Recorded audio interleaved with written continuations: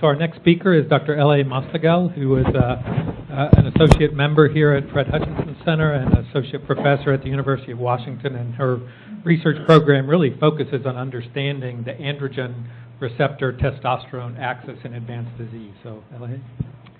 Pleasure to be here today. I recognize a few of my patients, and I'm glad you made the effort to come out. I hope it's been a useful morning for you. I wanted to start with this slide. This was a spectacular day, one day last summer, and I only wish that I had figured out how to use the Panorama app on my camera, but I didn't. But nonetheless, stitched together, what I'd really like to point out is exactly which cluster of buildings this rainbow is directly over, and it's over us, so that's a good sign, I think. So you've heard a lot this morning about how we can individualize treatment and pick the best approach for the right patient. And so that has to do not only with who should we screen, but when someone is found with cancer, who should get treatment, who should be on surveillance.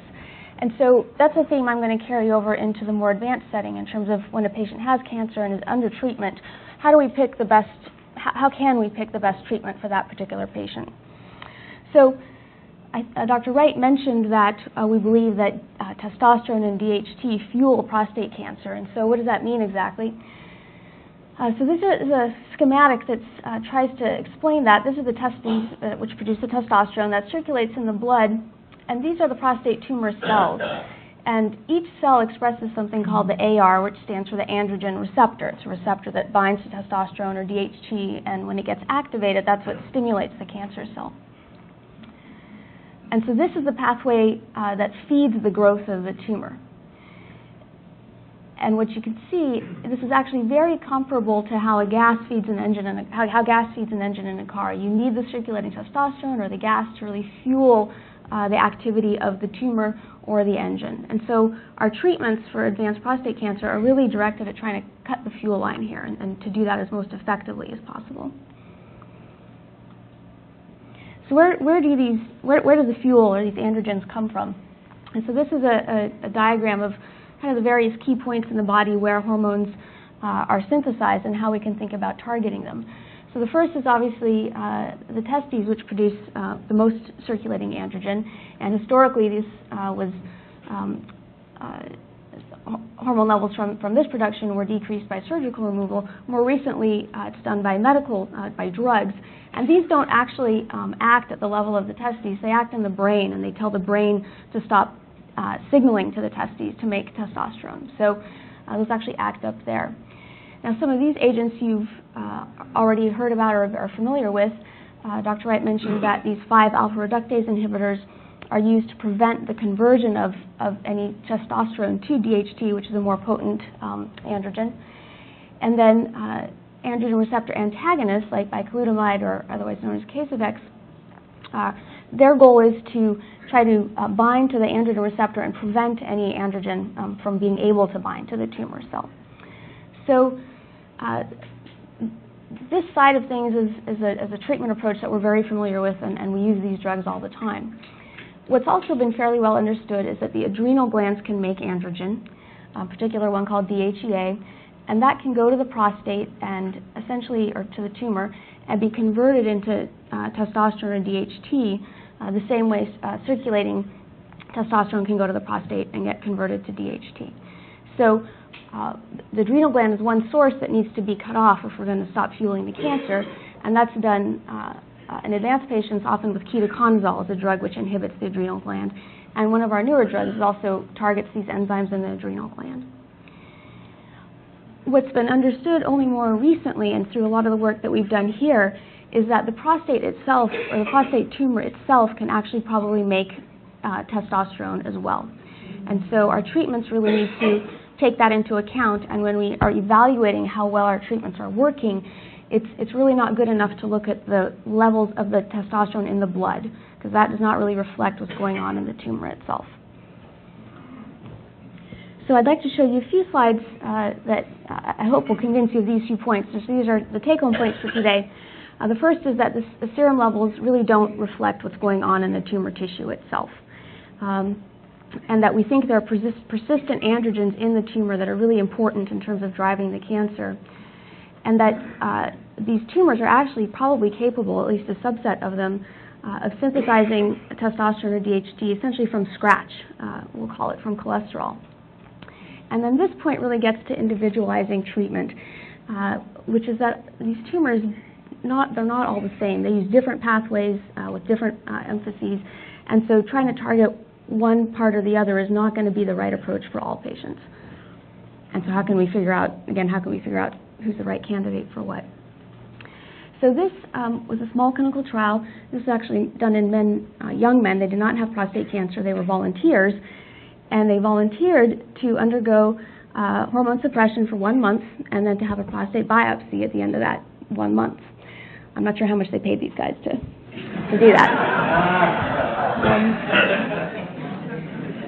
And so what you can see is that after a month of treatment, during that month of treatment, the serum testosterone levels are really quite low, which is what we would expect, and they're well below the levels that we would want them to be for us to think that this therapy is working. What was very interesting, though, was what happened in the prostate tissue itself. And so you can see it clearly decreased, but it didn't go to zero, and this amount of hormone, it's about 25% of the normal levels are there, and that's well over what the very sensitive tumor cell needs in order to thrive. So, that what really makes that point is if we look at staining in those tumors. And so these are 2 patients. These are treated with placebo, and then these are 4 patients that received the therapy to suppress their hormone levels. And we're looking at either expression of PSA in the prostate or the androgen receptor itself. And what you can see is that 3 out of these 4 patients look exactly like the untreated patients. So even though their hormone levels went down this much and their blood levels went down this much, there was absolutely no change in what was going on in the prostate itself. What's even more interesting, though, is this patient right here. And so he actually did have a very impressive suppression of PSA and AR expression. And it turned out when we actually went back and looked at the individual levels, this patient, he had a much more dramatic suppression of his androgens. So his hormone levels are about 5 times lower than everyone else's. And so this begins to suggest that if we were better at really cutting out the androgens from the prostate or from the tumor, we might actually be better in terms of the effects that we can get. So those were in the actual prostate itself. Now I'm going to show you some data from tumor metastases. And so the background for this slide is the UW has a very unique program. There's only 2 or 3 other places in the country that do this, and it's a program that was set up by Dr. Lang and Dr. Vasella called the Rapid Autopsy Program. And what it is, we run it essentially as a clinical trial. Patients learn about it. If they're interested in participating, they have to sign a consent form beforehand. And what that means is at the time of their death, they're actually brought to UW, and the surgical and pathology team comes in within 4 or 5 hours of the patient having passed, and actually takes biopsies from every single tumor site in that patient. So from lymph nodes or bone or anywhere that the patient has tumor, we can actually take these pieces of tissue to study, which, as you can imagine, this is a very rare resource. Otherwise, there's really no other way to examine these tissues. And so this was a study that Dr. Montgomery initiated when I first joined the group, looking at hormone levels in these tumor tissues from men who died of their prostate cancer. And so each triplet, we looked at 3 tumors from each patient. So these are 8 patients. Each of them had 3 tumors. And these now are the testosterone levels that were measured in the tumors themselves. What they are compared to here is normal tissue, so a piece of kidney or bladder or something that was not involved with cancer from these same patients. And on this side, this is prostate tissue from men who had undergone radical prostatectomy, who had no hormone suppression treatment whatsoever. And so what's striking is that these men, as I just told you, had completely normal, high circulating testosterone levels. These men had suppressed hormone levels, most of them for years and years before we took these tissues. And you can see that despite that clear difference in the serum levels, these tumors have significantly higher androgen levels in the tumor itself. So that tells us a few things. First, that, again, what you measure in the blood is almost irrelevant to what you can measure in the tumor, and that the tumors are clearly, something's going on. Okay, so this is a schematic which may look complicated, but is really not that complicated. And this is the pathway that takes that leads to the creation of testosterone. And the initial precursor, the starting molecule, is cholesterol. And so that gets converted into these progesterone intermediates, into these androgens, which we call the adrenal androgens, and then ultimately into testosterone and DHT. And so in the testes, this whole pathway is active, and we can testosterone gets secreted into the blood, and we try to shut that off by shutting off testicular production. This part of the pathway, actually up until here, occurs in the adrenal gland, and so the adrenal gland secretes these androgens, which can be taken up into the prostate. And as I'm going to show you, we have evidence that this whole pathway may also be active in the tumors themselves. And so in order for that to happen, the tumor cell would have to express each of these enzymes if it's going to be capable of doing these conversions. And so does that happen?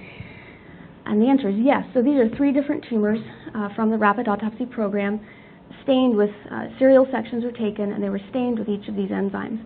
And the point is that the serial staining shows that a subset of tumors at least express all the enzymes that you would need to go from cholesterol to testosterone. This was a study we did in collaboration. Just quickly, mice were given a high cholesterol diet, and this wasn't the main point of the study. It was kind of a secondary analysis, but what was interesting is that the serum cholesterol levels actually correlated with the androgen levels inside the tumors. And so that begins to suggest that cholesterol as a precursor could really actually be directly relevant to tumor androgen levels. So this is probably the most important slide, and what it shows, each little grouping here is one patient, and each column is a metastasis from that patient. So most patients have anywhere from 3 to 5 metastases.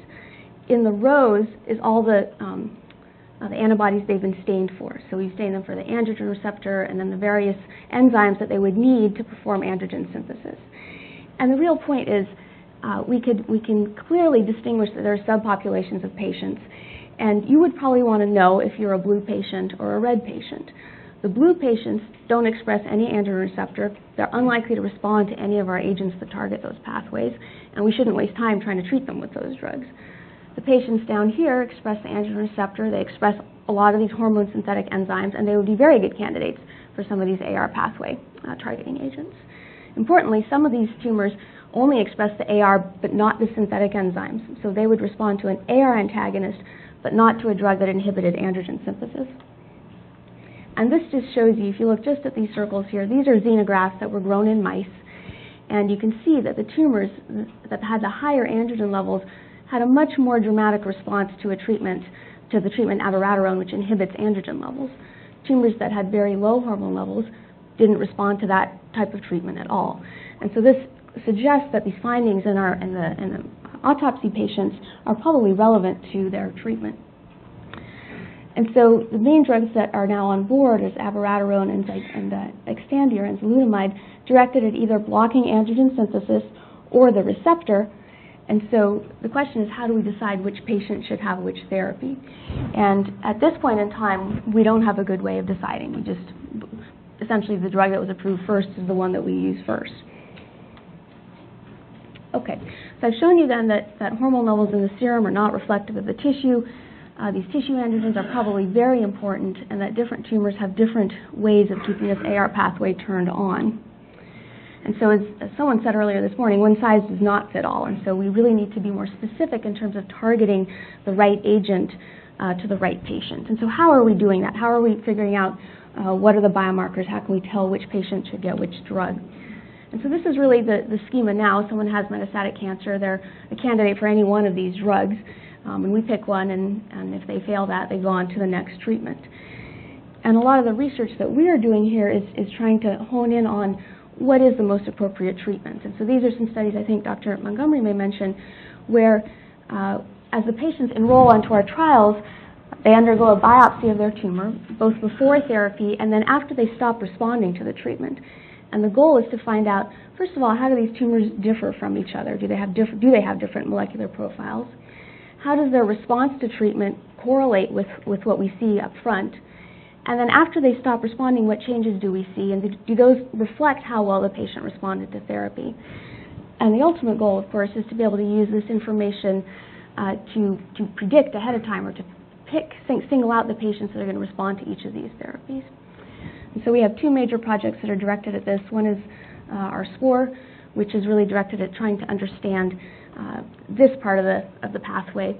And then the next project is a large project started through Memorial Sloan Kettering, which is directed at really trying to validate those findings in terms of getting FDA approval to use these as biomarkers. Thank you.